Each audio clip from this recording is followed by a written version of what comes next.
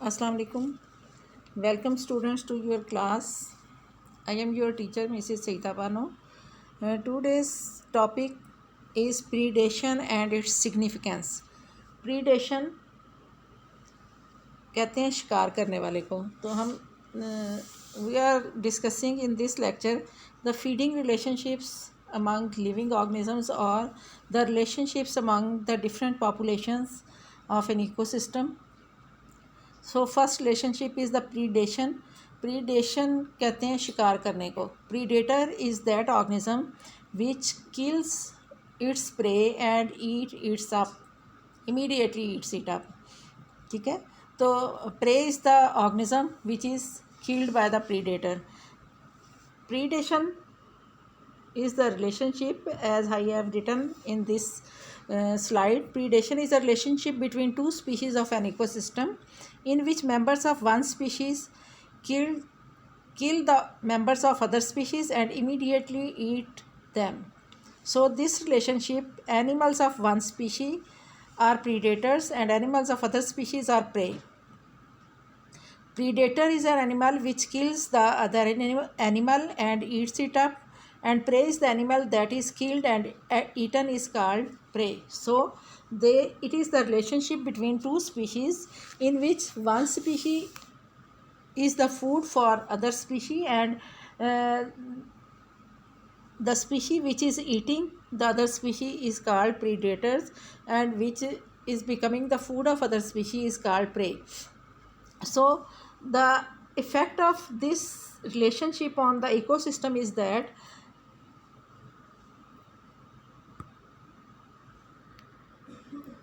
due to this relationship, the populations of different organisms or species remains in a balance in the ecosystem, and this relationship is shown by the graph here. Along the x-axis is the population and along the y-axis is the time. So with the passage of time, when the number of prey increases, the number of predator population also increases, and when the population of prey increases and number of populations are larger in number, they eat more prey, and due to more prey, the number of prey decreases, and due to decrease in the number of prey, population of predator also decreases. यानी इसको हम ऐसे कहेंगे कि किसी भी जगह पे या किसी कम्युनिटी में जब प्रे ज़्यादा होगा, प्लेंटी में अवेलेबल होगा, तो जो उसके प्रीडेटर्स हैं, जो उसको खाने वाले हैं, वो भी ज़्यादा हो जाएंगे, उन्हें ज़्यादा फूड अवेलेबल होगी. और ओवर प्रीडेशन की वजह से क्या होगा कि प्रे का नंबर डिक्रीज़ हो जाएगा, उनकी पॉपुलेशन कम हो जाएगी. जब उनकी पॉपुलेशन कम होगी तो प्रीडेटर को कम फूड अवेलेबल होगी और आहिस्ता आहिस्ता उनका नंबर भी डिक्रीज़ होगा. अब प्रीडेटर का नंबर डिक्रीज़ हुआ है तो उसकी वजह से क्या होगा, दोबारा से प्रे का नंबर इंक्रीज़ होना शुरू हो जाएगा. जब प्रे का नंबर ज़्यादा इंक्रीज़ हो जाएगा तो प्रीडेटर्स का नंबर भी इंक्रीज़ होना शुरू हो जाएगा. तो इस तरह से एक रिलेशनशिप चलता रहता है कम्युनिटी में कि प्रे की पॉपुलेशन इंक्रीज़ होती है, फिर प्रीडेटर की इंक्रीज़ होती है, फिर प्रे की पॉपुलेशन कम हो जाती है प्रीडेशन की वजह से, और उसके साथ ही प्रीडेटर की पॉपुलेशन भी कम हो जाती है. तो इस तरह के रिलेशनशिप को हम क्या कहते हैं, प्रीडेटर प्रे रिलेशनशिप. और इसकी वजह से किसी भी इकोसिस्टम में जो नंबर है कि किसी पॉपुलेशन का, वो बहुत ज़्यादा इंक्रीज़ नहीं होता, बैलेंस में रहता है.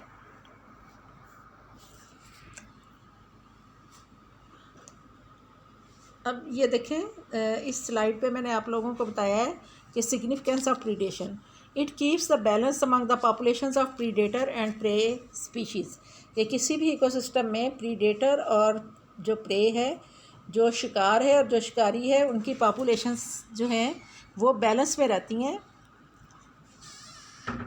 The size of predator and prey population are related to each other. Size of one population is determined by the size of other. कि प्रीडेटर और प्रे का पॉपुलेशन का नंबर जो है या साइज़ है, वो एक दूसरे पे डिपेंड करता है. जितना ज़्यादा किसी कम्युनिटी में या किसी इकोसिस्टम में प्रे जितना ज़्यादा अवेलेबल होगा, उतने ही ज़्यादा उसको खाने वाले शिकारी होंगे, उनका नंबर भी ज़्यादा होगा. प्रीडेटर भी ज़्यादा होंगे, लेकिन जैसे ही प्रीडेटर्स जो है वक्त गुजरेगा, शिकार को खाते जाएंगे, प्रे का नंबर जो है वो डिक्रीज़ होता जाएगा। तो आहिस्ता आहिस्ता क्या होगा, प्रे का नंबर डिक्रीज़ होने से प्रीडेटर को फूड की सप्लाई कम हो जाएगी, और वक्त गुजरने के साथ साथ क्या होगा, प्रीडेटर का नंबर भी डिक्रीज़ हो जाएगा।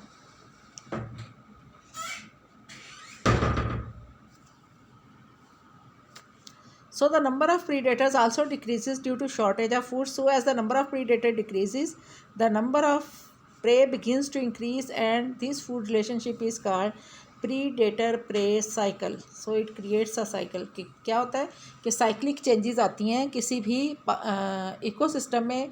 वक्त गुजरने के साथ साथ कभी प्रे की पॉपुलेशन बढ़ी, साथ ही प्रीडेटर की बढ़ गई, फिर प्रे की पॉपुलेशन कम हुई, उसके बाद प्रीडेटर की पॉपुलेशन भी कम हो गई, फिर से दोबारा से प्रीडेटर कम होने की वजह से प्रे की पॉपुलेशन इंक्रीज़ होना शुरू हो गई। जब प्रे की पॉपुलेशन इंक्रीज़ हुई तो प्रीडेटर को ज़्यादा फूड अवेलेबल है और उनका नंबर भी इंक्रीज़ हो गया। तो इस तरह से साइक्लिक चेंजेस आती रहती हैं किसी भी इकोसिस्टम में। इसकी एग्जांपल जो है कैट एंड माउस, कि कैट जो है वो रैट्स को या माइस को खाती है, तो जिस वक्त कैट की पॉपुलेशन जो है वो कम होगी तो माउस की पॉपुलेशन ज़्यादा हो जाएगी। अब कैट्स उन्हें खाना शुरू कर देंगी, उनकी पॉपुलेशन भी बढ़ती जाएगी ज़्यादा फूड होने की वजह से। जब कैट्स ज़्यादा हो जाएंगी तो माइस की पॉपुलेशन ज़्यादा है, उनको खाने वाले ज़्यादा हैं, तो उनकी पॉपुलेशन भी आहिस्ता आहिस्ता कम हो जाएगी। और जब फूड अवेलेबल नहीं होगी तो कैट्स की पॉपुलेशन कम हो जाएगी। इसी तरह से अपने घरों में देखा होगा लिजर्ड्स और मॉस्कीटोज़, के लिजर्ड जो है वो मॉस्कीटोज़ को खाती हैं, लेकिन जैसे ही सीज़न चेंज होता है तो मॉस्कीटो का नंबर कम हो जाता है, लिजर्ड्स का नंबर भी डिक्रीज़ हो जाता है।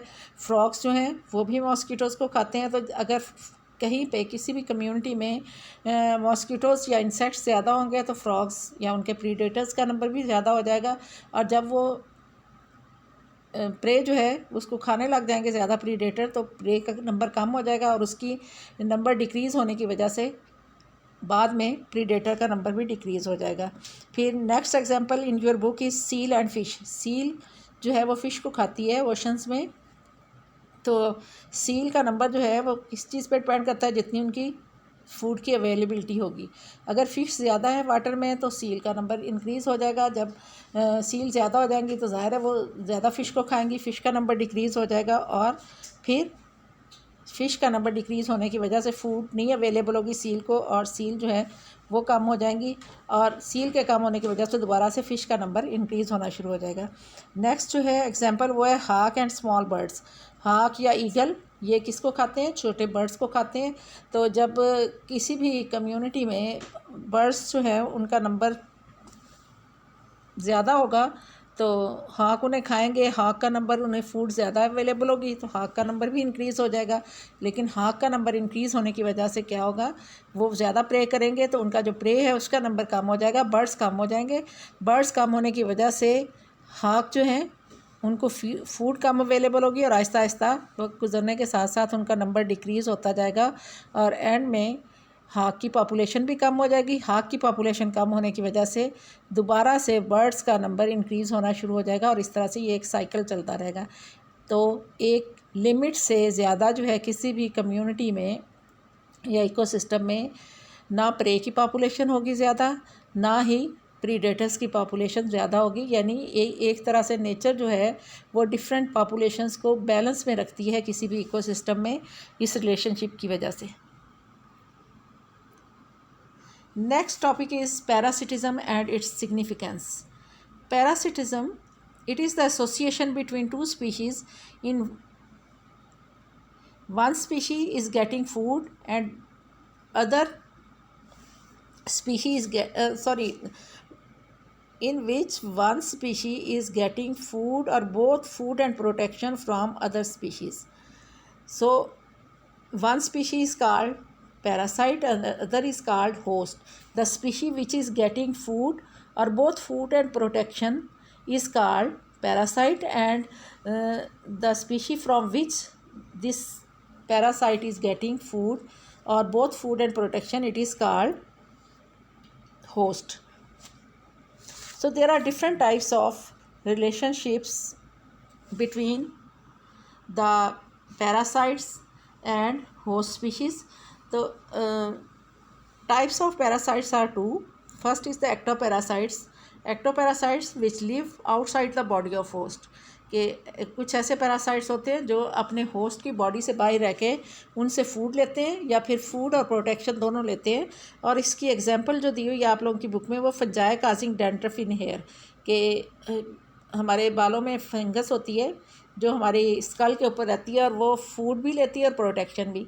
तो ये बॉडी के बाहर रहती है, इस वजह से ये एक्टोपैरासाइट है। एक्टो मीन्स आउटसाइड, जो the parasite which lives outside the body of living organism is called ectoparasite.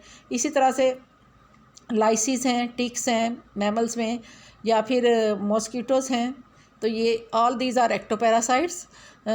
Mosquitoes जो हैं ये तो सिर्फ फूड ले रहे हैं बॉडी के बाहर रह के, और जो लाइसिस हैं या टिक्स हैं आपके सर में जो होती हैं या टिक्स होते हैं एनिमल्स की फर के अंदर, तो वो फूड भी लेते हैं, प्रोटेक्शन भी लेते हैं और उनकी बॉडी से बाहर रहते हैं, तो इनको कहते हैं ectoparasites. Endoparasites are those parasites which live inside the body of their host and it is getting both food and protection from its host। ठीक है, तो एंडोपैरासाइट्स वो अपने होस्ट की बॉडी के अंदर रहते हैं। जब वो अंदर रहते हैं तो ज़ाहिर है ऑटोमेटिकली प्रोटेक्शन भी उन्हें मिलती है और फूड भी वो अपने होस्ट से लेते हैं। तो इसकी एग्जांपल जो आप लोगों की बुक में दी हुई है वो है टेपवर्म। डिफरेंट इंटेस्टाइनल पैरासाइट्स जो होते हैं वो भी आप कह सकते हैं। उनका क्या काम होता है कि वो होस्ट की बॉडी के अंदर रहते हैं, वहाँ से उनसे फूड भी लेते हैं, उन्हें प्रोटेक्शन भी लेते हैं और उसके अलावा अपने होस्ट में डिफरेंट टाइप्स की डिजीज़ और कम्प्लिकेशंस काज करते हैं। तो इन कम्प्लिकेशंस को या डिजीज़ को which are caused by the parasites, these are called infestations. ठीक है, infestations the disease in living organisms which are caused by parasites. तो ये नहीं है कि पैरासाइट जो है उसका कोई नुकसान नहीं होता होस्ट को, बाज़ दफ़ा उसकी प्रेजेंस की वजह से